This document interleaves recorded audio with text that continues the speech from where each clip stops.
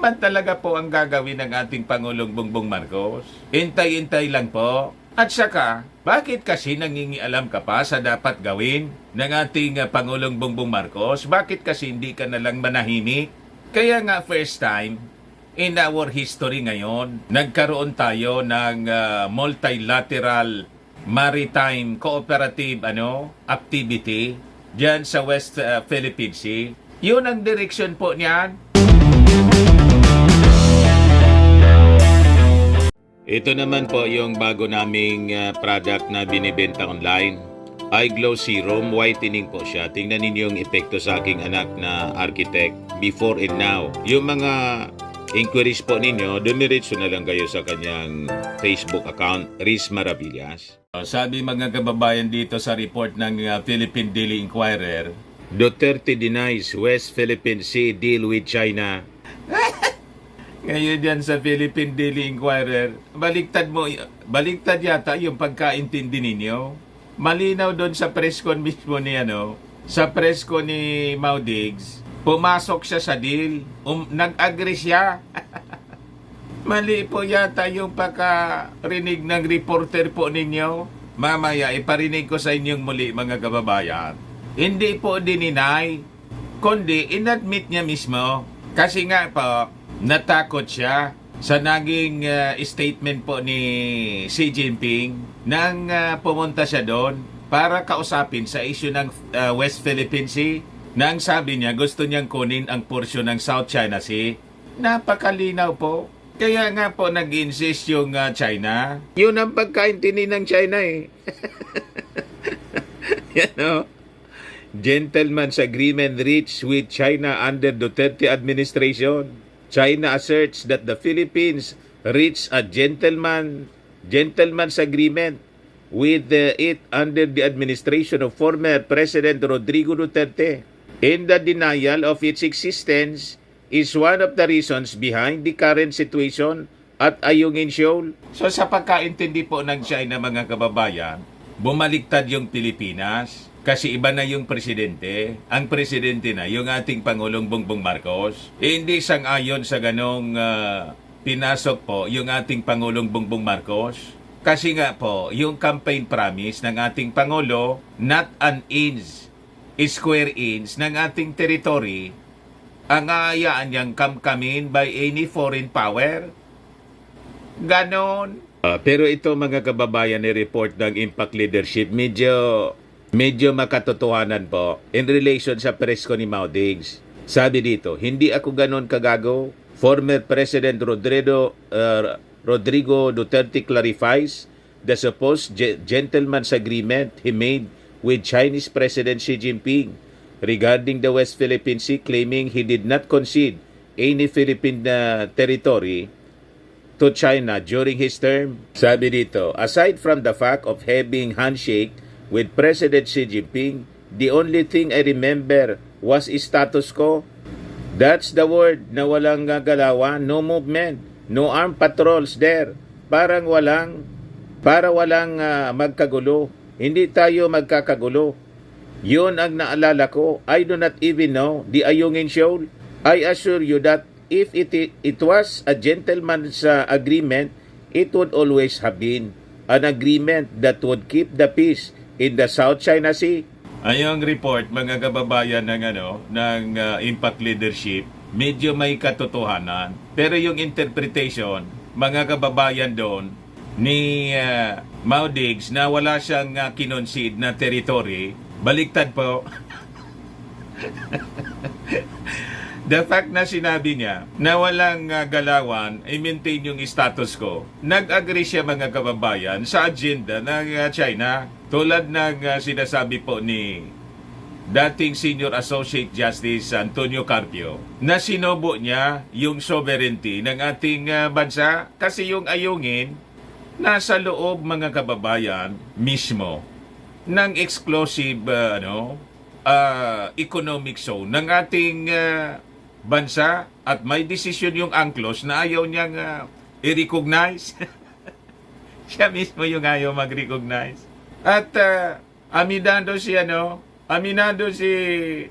Maudigs, hindi niya alam daw itong Ayungin. Tawag pa nga niya, ayungan. So talagang hindi niya maididepensa yung sovereignty ng ating bansa kasi ignorante siya ng ayungin. Ayan o. Sabi niya, I do not even know the Ayungin Shoal. Talaga niya, Mr. Maravillas. Hindi niya alam yung kanyang territory. kung saan mayroon tayong sovereign rights po, exclusive economic zone. Hindi niya alam paano niya ma-defend pag ganon. At ang masama mga kababayan doon, nagdesisyon na pabor sa atin yung UNCLOS. Siya mismo, gusto niyang itapon sa basurahan kasi di natin anya kaya. Tinakot po ni Xi Jinping. Kaya kayo dyan sa Inquirer, makinig kayo kasing mabuti sa sinasabi ni kasi malilito ka talaga. Dapat ulit-ulitin ninyo yung recorded statement. Di ba yung mga reporters ninyo? May recorder siya. Ulit-ulitin ninyo na pakinggan before kayo na magsulat.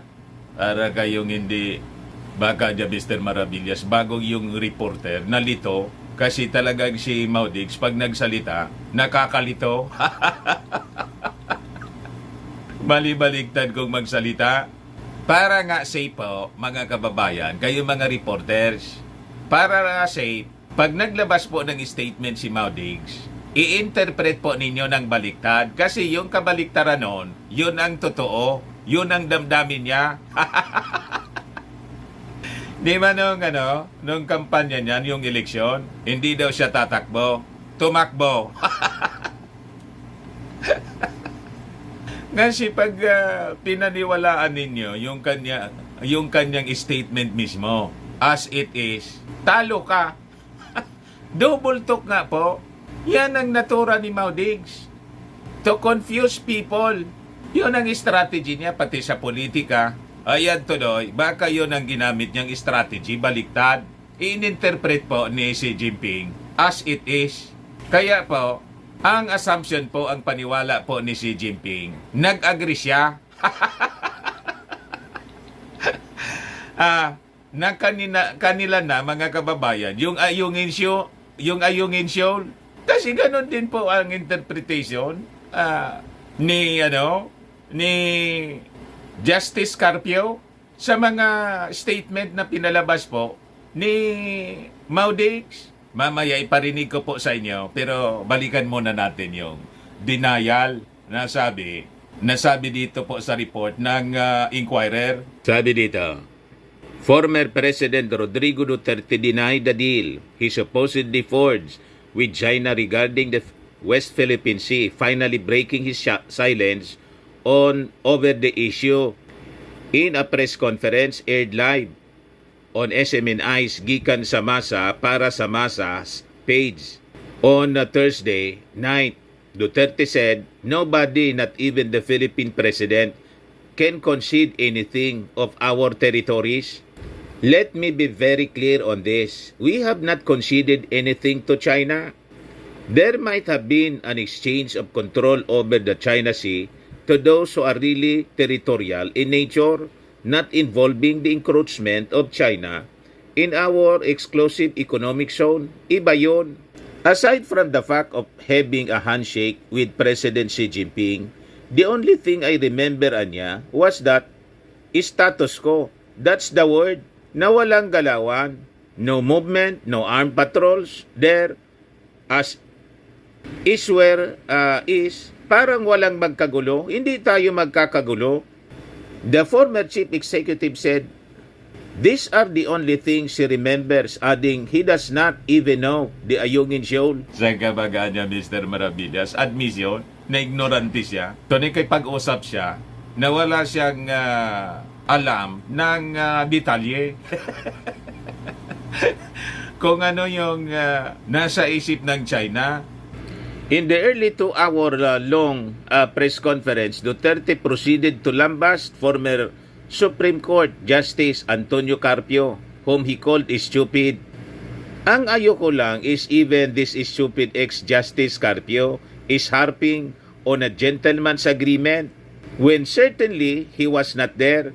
He is beginning to expand on the consequences or the result or whatever wrong there was committed in the agreement, sabi po ni Maudigs. Yan nagsabi ng gentleman's agreement po. Ang nag-mention niyan, nagre-react lang naman si Carpio. Ang nagsabi niyan, yung spokesman ninyo.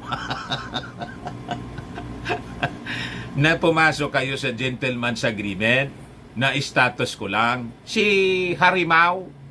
Carpio previously said the deal was lopsided in favor of China, adding that it was a disguised surrender of our exclusive economic zone rights over Ayungin Shoal. Yun man talaga po ang totoo, mga kababayan. Magdi-deny ka pa. So, Duterte then posed a challenge to President Ferdinand Marcos Jr., who previously admitted being horrified by the alleged Duterte-China deal. Stop complaining and expounding on it. Do it and repair. BRP Sierra Madre. Yan ang sasabi ko sa kanila. I challenge them. Dahil sila naman ang nasa gobyerno ngayon, hindi i-repair nila, gumawa sila doon ng bahay-bahay kung saan if they are really ready for that. Yan man talaga po ang gagawin ng ating Pangulong Bongbong Marcos. Intay-intay lang po. At saka, bakit kasi nangingialam ka pa sa dapat gawin ng ating Pangulong Bongbong Marcos? Bakit kasi hindi ka nalang manahimik? Kaya nga first time in our history ngayon, nagkaroon tayo ng multilateral maritime cooperative activity diyan sa West Philippine Sea. Yun ang direksyon po niyan. Hintay-hintay ka lang po. Nanggagalaiti po kayo kasi yun ang hindi ninyo nagawa kasi nagpasinda kayo kay Xi Jinping. So sabi rito sa balita ng Inquirer, before he issued his challenge, Duterte insulted Marcos. Duterte said if there's truth to such an agreement, he would have told the military. You should not keep anything secret when you are talking about national security. Anyo is there. He was my national security advisor. That's also your advisor, Bongbong. Ask him if there's a gentleman's agreement. I don't want to insult you, but you started this. You could have called me. You did not finish a schooling. You only reached second year college, said Duterte and mixed English and Filipino. Napunta sa ganon, mga kababayan. Ayan po. Ayaw daw niyang insultuin, pero tingnan ninyo, mga kababayan.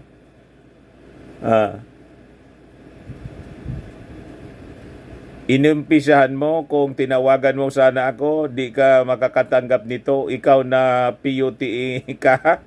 Hindi ka nakatapos hanggang second year college ka lang. Yun sa Bicol po. Arogan ka usmak ang ngimot ni Maudigs. Ganon katindi, mga kababayan. Ganon kasama ang bibig, mga kababayan ni Digong. Di talaga niya, Mr. Maravillas, yung nangyari doon sa press con, nag-deny ba niya o nag-admit? Sabi po ng Inquirer, nag-deny si Digong. Pero pag pinangkinggan po ninyo yung press con, in-admit niya mismo doon. Na pumasok nga siya sa ganong agreement.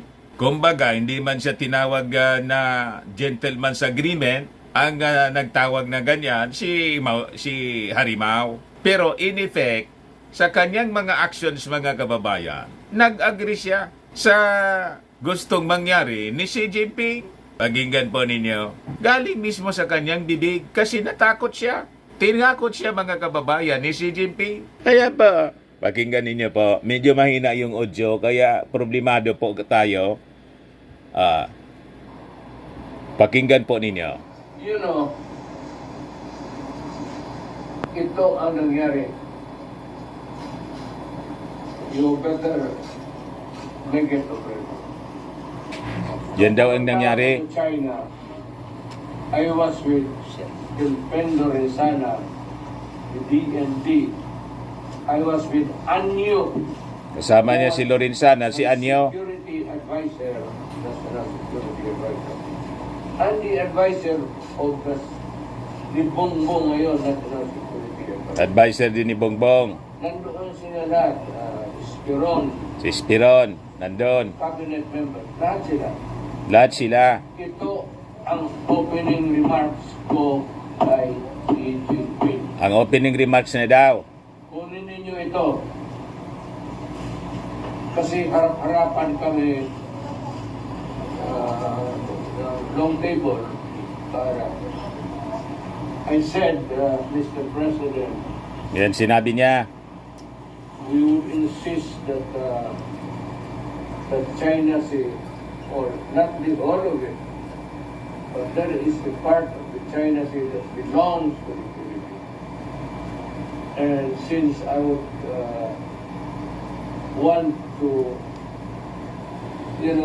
get savings instead of importing it from the exporting country, ako na mo, I will dig my oil.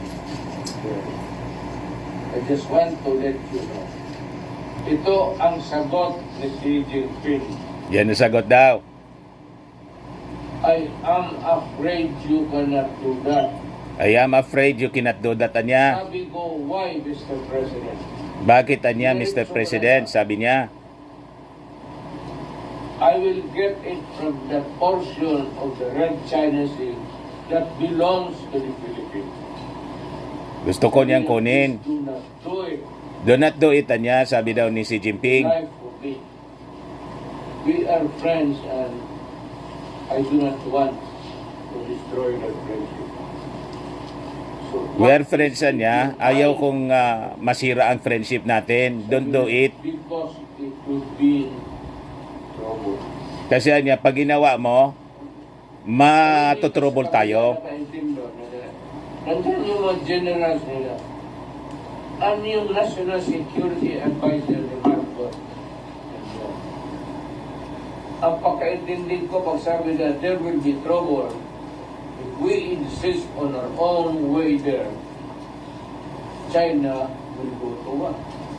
So sa pagkaintindi ko, anya, nang sabihin ni Xi Jinping na will be in trouble, ang ibig sabihin nun, he will go to war. Balikan natin yung kanyang sinasabi. Ayaw niya daw kasi na ma-destroy yung friendship, sabi ni Xi Jinping. Baka niya, I am afraid you'll be in trouble. So what is in your mind, Mr. President? Ano yung nasa isip mo, Mr. President? Because it will be trouble. Sagot ni Xi Jinping, will be in trouble. Sa kabila nakaintindo nila. Nandiyan yung mga generals nila. Ano yung National Security Advisor ni Marcos? Ang pagkaintindi ko pag sabi na there will be trouble if we insist on our own way there. China will go to war. China will go to war, anya, yung pagkaintindi niya. Sabi ko, well, Mr. President, this is the first day of my visit. I do not want to spoil everything. So maybe we can put it off to some other day. Yun ang that yung put it off to some other day never came. Because we avoided that controversy. We avoided the issue of the Philippines getting into our claimed territories to extract minerals and oil. So hindi na siya nag-insist. Diyan ako nagkalma kasi alam ko na hindi talaga kaya ng Pilipinas. Kasi hindi daw talaga kaya ng Pilipinas. Hindi na siya nag-insist. Now,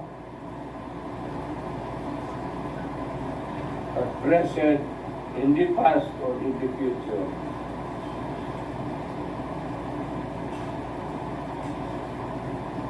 ako naman, hindi ko inaasahan na ang Amerika to without China swaggering. Alam mo, sa totoo lang, Hindi na siya umaasa kasi sa sa Amerika. Talaga. Gusto niyang make his presence felt there in the China Sea and to show to the world na protektado as Marcos would want to picture it to be, na America will come to our aid. Why do it during a war? Anak ka ng po, pumunta na sila doon to avoid the war. And if America goes into trouble with China, that is their own shit. Sa ang ibig niyang sabihin, kung talaga daw sasaklolo yung Amerika, bakit hindi pa daw pumunta daw? Pumunta na nga po, pero may proseso, kailangang may kasunduan sa mga activities. Kaya nga po, ito yung inaayos ng ating Pangulong Bongbong Marcos. At may nauna na sinagawa pong multilateral maritime patrol. Tsaka po, bakit kasi nangingialam pa siya ngayon? Dapat, hindi na siya nagsasalita, inaayaan na lang niya yung ating Pangulong Bongbong Marcos na gumawa ng sarili niyang diskarte. Hindi yung ginugulo niya, yung mga ginagawa ng ating Pangulong Bongbong Marcos. Nangingialam siya. O ngayon, yung ginawa mga kababayan na mga actions na nag-agree po si nag-agree si Maudigs to maintain the status quo, yun mismo po yung agenda na gustong mangyari ng China. Para po, mabulok na lang po yung BRP, Sierra Madre. Yun mismo yung sinasabi po ni Carpio na kinagagalit po ni Maudigs. Pakinggan po natin mga kababayan si Carpio sa interview po ni Igan ng GMA after na magpa-press con po si Maudigs. Ito po, mga kababayan, panayam kay retired Supreme Court Senior Associate Justice Antonio Carpio.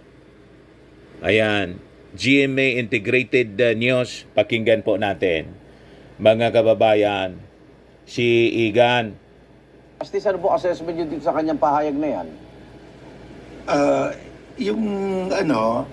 Yung agreement niya, so-called gentleman's agreement, dihado tayo dyan. Kasi ang Diyadoan niya tayo? Ang ipapadala natin sa Sierra Madre, tubig at pagkain lang. Walang construction material, walang repair materials. Pag ganyan, lulubog yung Sierra Madre kasi kinalawang na yan Kailangan ng constant repair yan. Pag lumubog yan, wala na tayong presence. Wala na tayong outpost, papasok na yung China, tapos yung mga Chinese fishermen pupunta na doon. Mismo? Sisirain na yung mga corals, wawasakin na kasi kukunin nila yung mga giant clams na nasa ilalim ng corals. So mawawala tayo doon. Dihadong-dihado tayo. Tsaka he entered into the gentleman's agreement na lumabas na ang arbitral award. Sabi ng arbitral award, yung ngayong shoal, atin yan. That's part of our exclusive economic zone. Opo. Tayo lang pwedeng magtayo ng struktura dyan. Tayo lang pwedeng kumuha ng natural resources, katulad ng mga fish, oil, and gas, no? Opo. So, talagang dihado tayo. Pero bago ho ito, yung premise kasi yan kay Secretary Harry Roque ay to maintain peace. Kaya tayo binobomba at tinaharas ngayon dahil lumabag daw tayo dun sa gentleman's agreement. Ito ba hindi man lang naipasa sa kasalukuyang administrasyon? Hindi ba pwedeng ganun? Yung gentleman's agreement, kalokohan yan kasi in 2002, nagkaroon ng Declaration of Conduct ang ASEAN at Opo. saka China, nagpirmahan. Ang nakalagay doon, do not occupy unoccupied features. Opo. In other words, pag andoon ka na, may outpost ka na, you can stay there and maintain, repair your outpost. Pero hindi ka pwede mag-occupy ng unoccupied features. Opo. Andoon tayo, 1999 pa tayo bago nagkaroon ng Declaration of Conduct. So, under the Declaration of Conduct, we have a right to be there. Kasi nakasama yan sa agreement Ngayon, yung 2 weeks after Duterte assumed office in 2016, lumabas yung Arbitral Award. Nakalagay doon sa Arbitral Award, yung Ayungin Shoal is part of the exclusive economic zone of the Philippines. Pag exclusive economic zone natin, tayo lang pwede maglagay ng struktura. So dalawang legal documents nagsasabi na tayo lang pwede maglagay ng structure dyan. So ang tibay ng hawak natin, bakit pinamigay niya? Kasi pag hindi mo na i-repair, mawawala kang outpost. Yun mga kababayan, malinaw po, yun ang pinasok mismo. The fact na hindi na gumalaw si Maudigs, nag-agree siya sa kagustuhan mga kababayan ni Xi Jinping na mabulok na lang po yung ating outpost, yung BRP Sierra Madre. Tama pa? O ngayon, may mga latest developments ngayon mga kababayan. Ano yan? Ano yan, Mr. Maravillas? O ito po. Beijing denies Chinese sleeper cells in the Philippines. Sabi ng China, an invisible hand may be responsible in steering tension and fear-mongering about war between China and the Philippines. The Chinese embassy says. Mismong kayo po yung nag-fear-mongering. Tapos itong sleeper cells. Alangan naman po umamin kayo. Mga sinungaling nga kayo yung mismong yung aming Philippine Coast Guard, pinasok ng inyong mga Chinese nationals. Diba? At may active recruitment online sa aming military. Butit na tunugan ng ating armed forces. Talaga niya, parehas si Mr. Maravillas ay yung China. Parihong-pariho ng ugali ni Maudigs. Deny ng deny. Mismo mga kababayan, nagdi-deny pero iba naman po yung ginagawa. Sabi dito po, in a statement, the embassy said it opposes xenophobic sentiments by way of accusations that are malicious and groundless. The embassy also claimed that someone is being behind the allegations. So, malamang ang pinagdududahan nila, ang tinutumbok nila, yung Amerika niya, nanggagatong.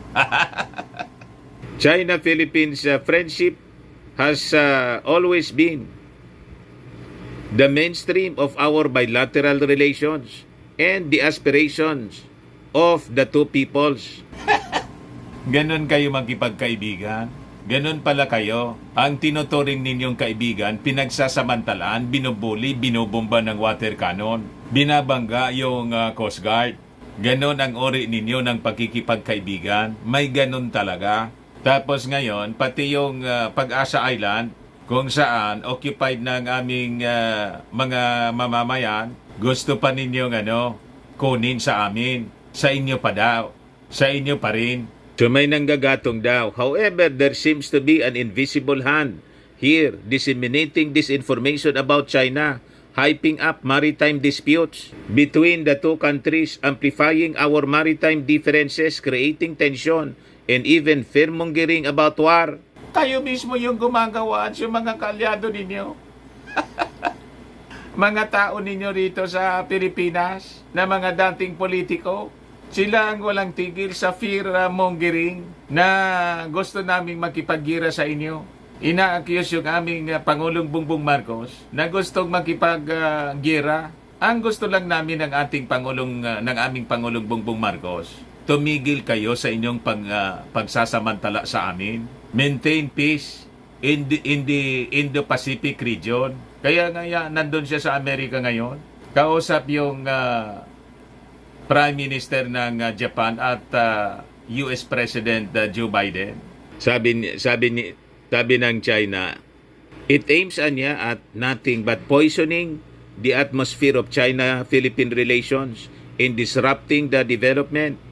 We believe that the Filipino people have discerning eyes and can see through these shenanigans and shall not be deceived by false narratives. Kayo po ang may false narrative at yung mga mamamayang Filipino nagising na po sa panloloko ninyo. Gising na po at willing na tumayo laban po sa inyong pang-aabuso ang 78% ng aming mga mamamayan. Kaya tigilan po ninyo yung pangluloko sa amin. Lumayas kayo dyan sa aming EEC. Sabi nila dito, the embassy said China has never invaded the Philippines and called our other nations for allegedly interfering and steering division. Matagal na po ninyong in-invade. Pati yung minds ng aming mga kababayan. Kaya nga, pag February, nakikisali pa sa kong hifatsoy ninyo. O, di ba? Napakalinaw po. Invasion yung ginagawa ninyo sa aming exclusive economic zone. At pati yung Pag-asa Island, gusto ninyong kamkamin. China always adheres to the principle of non-interference in the internal affairs of other countries. Pati nga yung aming paglalagay ng mga EDCA sites, pinangingialaman ninyo. Pati yung aming pakikipagkaibigan sa dati na naming kaibigan at katratado, pinangingialaman ninyo sa Amerika. Yung paglagay namin ng mga facilities sa aming mga EDCA sites doon sa North, sa Ilocos, sa Cagayan, pinangingialaman ninyo. Lagi kayong may statement. Di ba? Tapos sasabihin ninyo, hindi kayo nangingialam sa internal affairs ng aming bansa. Lahat na pinangialaman ninyo, pati nga yung eleksyon dito sa amin, may mga kandidato na kayo na sinusupport. Sabi nila dito, the so-called sleeper cells of China in the Philippines is nothing but fabrication daw. Nabuking kasi kayo. Instead, we see habitual meddling in other nations' internal affairs, fostering domestic division, in confrontation, in instigating color revolutions by some country, sabi ng embassy. Kaya ang reaction niya mga kababayan nila, yung embassy ng China, doon sa naging expose po ni Senator Nancy Binay. So, the Chinese embassy issued a statement in response to media questions following the arrest of 4 Chinese nationals in Palawan who were allegedly engaged in issuing fraudulently acquired Philippine government-issued identification cards, including passports with special resident retiree visas. Senator Nancy Binay disclosed out that Chinese SRRV applicants are 35 years old, considered as soldier age, and urged tighter vetting procedures for retirement visa applications. Doon nag-react mga kababayan. Na-bookingan niya kasi Mr. Maravillas yung mga activities nila rito. Hindi po tayo papayag sa mga infiltrations nila. Matindi ang infiltrations po nila. Makikita po ninyo sa mga pananalita nitong mga politiko na ang sinusupport po yung posisyon ng China dito sa West Philippine Sea. At lagi po tayong tinatakot na magkakagira para umiwas po tayo sa Amerika. I-reject natin yung engagement natin sa Amerika, Japan, Australia, and other like-minded nations. Yan ang objective po ng China. At gusto nilang sabihin, tayo lang anya mag-usap. Bilateral talks lang anya para papaikutin lang nila tayo po. Yun ang gusto nilang mangyari po. Hindi nila makumbinsi yung ating matalinong presidente.